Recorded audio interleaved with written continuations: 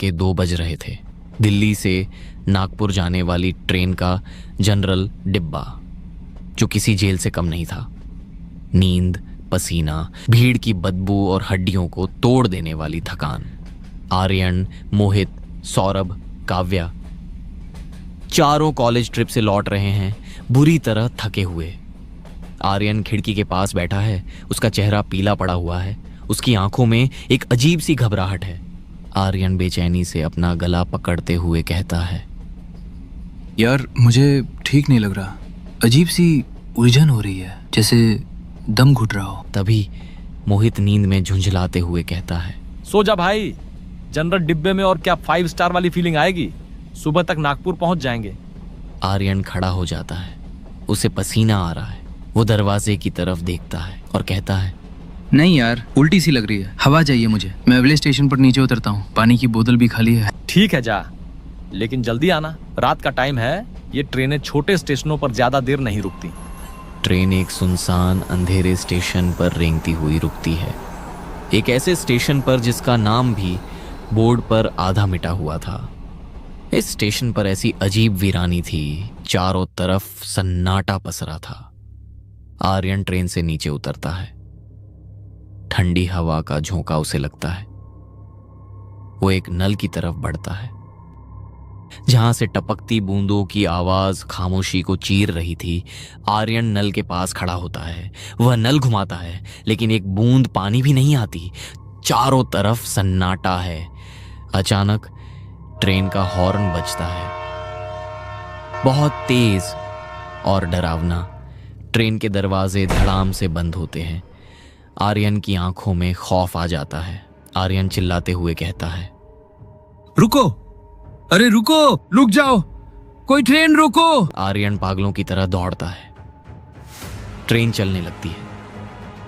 वो डिब्बे के दरवाजे के बहुत करीब है। उसका हाथ हैंडल तक पहुंचने ही वाला है। तभी मोहित खिड़की से आर्यन को दौड़ते हुए देखता है।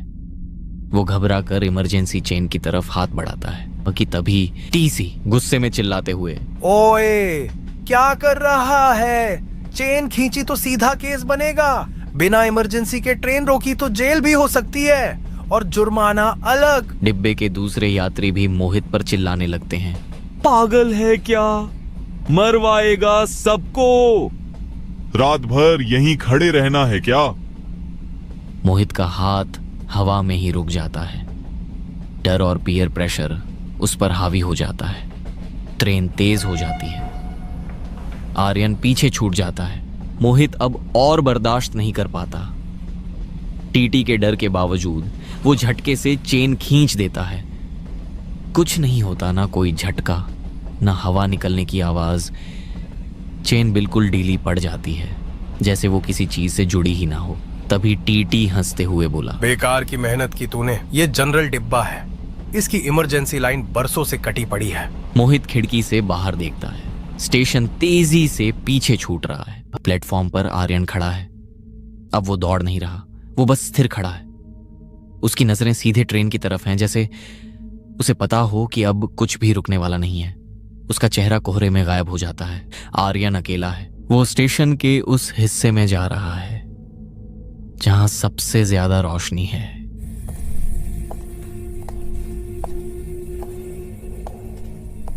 तभी पीछे से जैसे किसी के पायल या चेन के हिलने की आवाज आई। आर्यन डरते हुए धीरे धीरे पीछे मुड़कर देखता है। वहां कोई नहीं, कोहरा और गाढ़ा लगने लगता है। कौन है? कोई है क्या यहाँ? ऐसा कहकर आर्यन स्टेशन के अगले हिस्से में चला जाता है। आर्यन का दिल जोर से धड़क उठता है। अचानक लाउडस्पीकर के ऑन होने की कर्कश आवाज, यात्रीगण कृपया ध्यान दें, प्लेटफॉर्म नंबर 13 अकेले यात्रियों के लिए है। यहाँ आने वाले कभी वापस नहीं जाते। आर्यन चौंक कर ऊपर देखता है।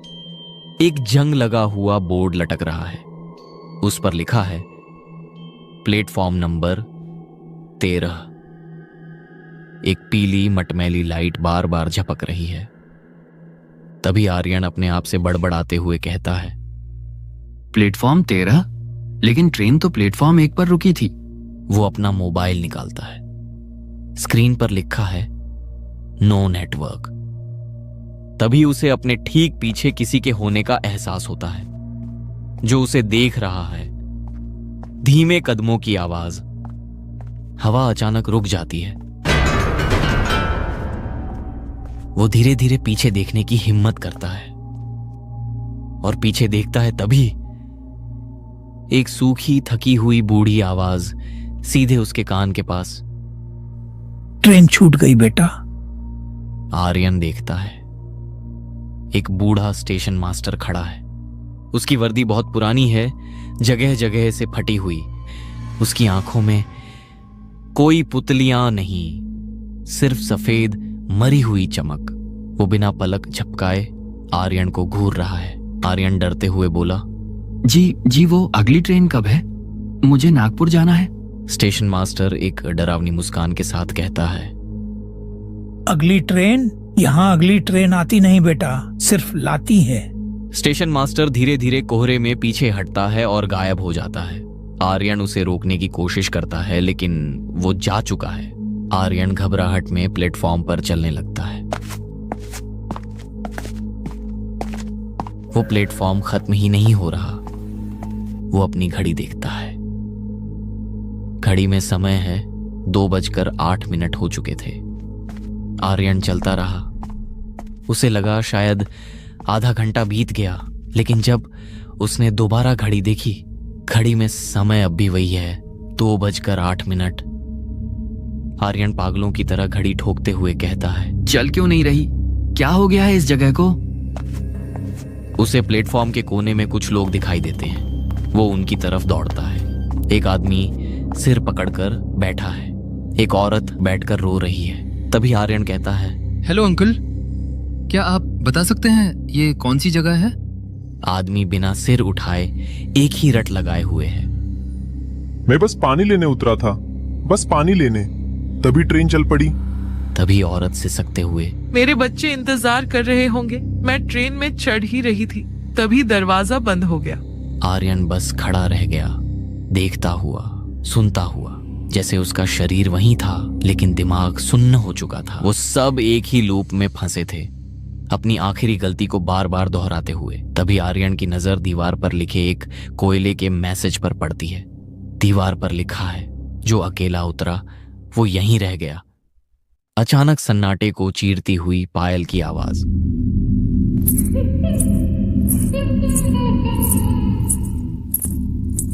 तभी आर्यन इधर उधर देखता है, कोई नहीं होता।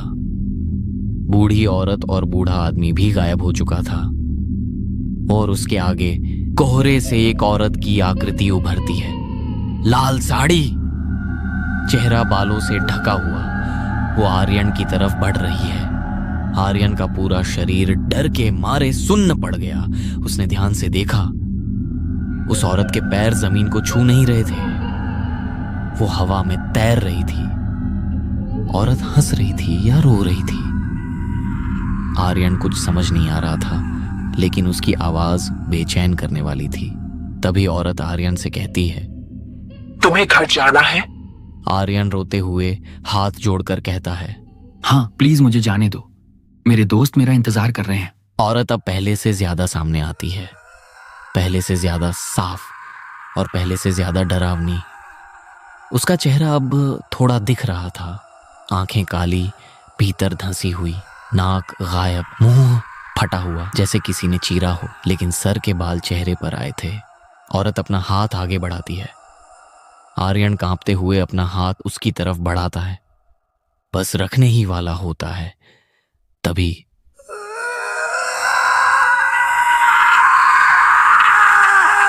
एक तेज रूह कंपा देने वाली चीख जो सन्नाटे को चीरती हुई उसके कानों में घुस जाती है। आर्यन झटके से हाथ पीछे खींच लेता है, सिर जैसे फटने लगता है। उसकी आंखों के सामने सब घूम जाता है, सांस अटक जाती है, पैर जवाब दे जाते हैं और अगले ही पल सब कुछ काला।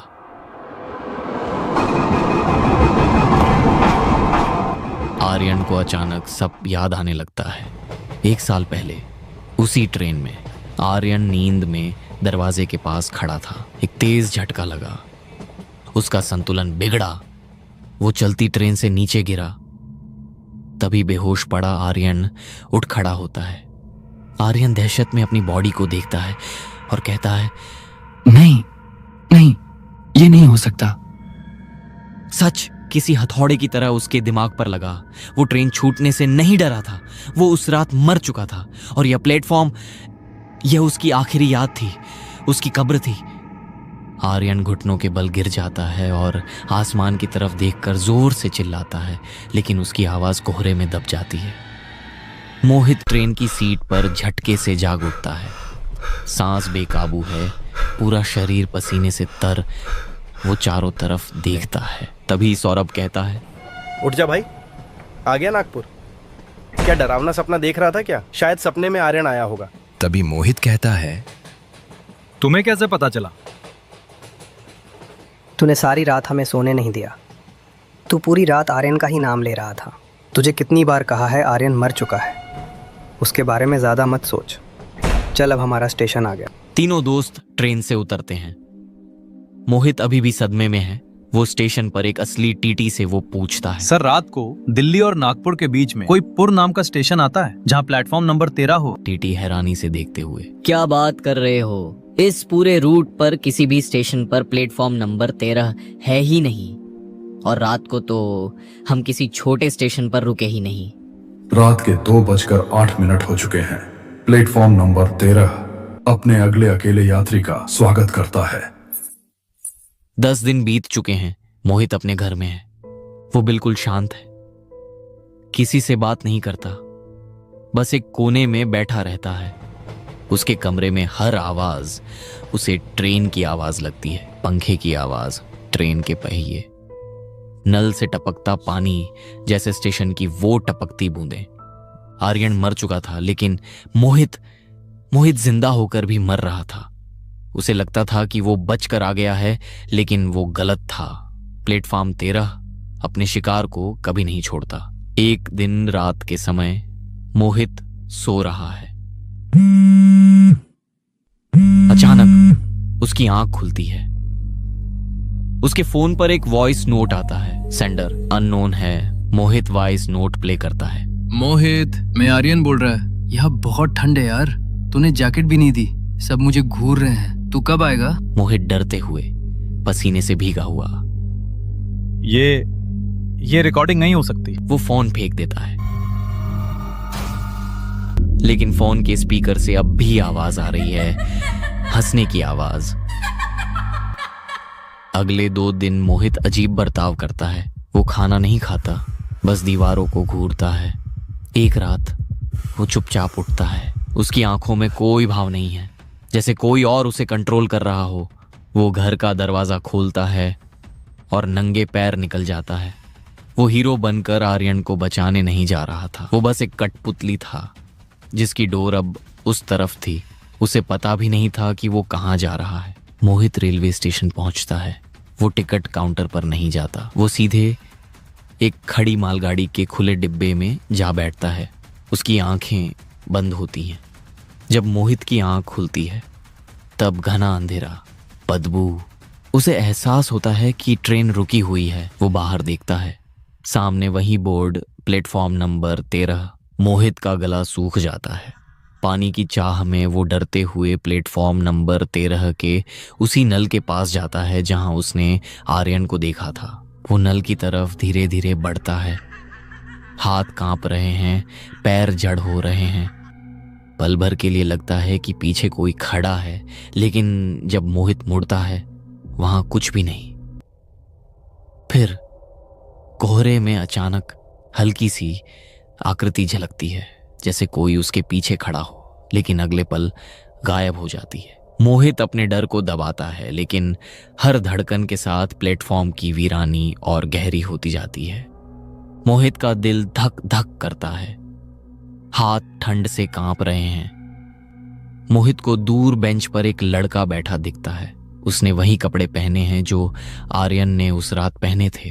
तभी मोहित कांपती आवाज में कहता है, आर्यन, तभी बेंच पर बैठा लड़का धीरे से मुड़ता है। वो आर्यन ही है। आर्यन कहता है, तू आ गया भाई, मैंने कहा था ना तू मुझे लेने आएगा। मोहित रोते हुए, राहत की सांस लेते हुए, भाई तू ठीक है, चल यहाँ से, प्लीज चल। मोहित आर्यन के पास जाता है और उसे गले लगा लेता है। मोहित को आर्यन का शरीर बर्फ जैसा ठंडा लगा और फिर उसे एक अजीब सी बात महसूस हुई। आर्यन की धड़कन नहीं चल रही थी। आर्यन मोहित के कान में फुसफुसाते हुए कहता है, तू मुझे ले जाने नहीं आया मोहित, मैंने तुम्हें यहाँ बुलाया है।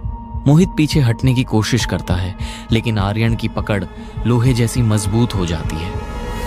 आर्यन का चेहरा अब बदलने लगता है, वो अपने असली रूप में आ जाता है। तभी आर्यन कहता है, तू यहाँ मेरे साथ रहने आया है, अकेले रहने में बहुत डर लगता है भाई, अब हम दोनों साथ रहेंगे हमेशा। आर्यन के पीछे से प्लेटफॉर्म पर मौजूद बाकी मुर्दा लोग धीरे धीरे पास आने लगते हैं। वो हमला नहीं कर रहे, बस घेर रहे हैं। उनके चेहरों पर एक बीमार सी खुशी है कि नया सदस्य आया है। मोहित चिल्लाने की कोशिश करता है, लेकिन आर्यन ने उसका मुंह हाथ से बंद कर दिया। आर्यन की आंखों से काले कीड़े निकलने लगते हैं। मोहित अपनी पूरी ताकत लगाकर भी खुद को छुड़ा नहीं पाता। वो बस रो रहा है, लाचार है। जिंदा इंसान मुर्दों की दुनिया से जीत नहीं सकता। दोस्ती की आड़ में मौत ने उसे बुला लिया था। सुबह होते ही सब बदल गया। रेलवे ट्रैक पर पुलिस थी और वहां एक ऐसा शव जिसे देख पुलिस की भी हालत खराब थी। इंस्पेक्टर लाश की जेब से ID कार्ड निकालता है। इंस्पेक्टर धीमे स्वर में कहता है, अच्छा तो इसका नाम मोहित है।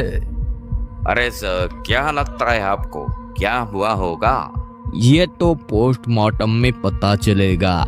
ये सिर्फ हादसा था या कुछ और।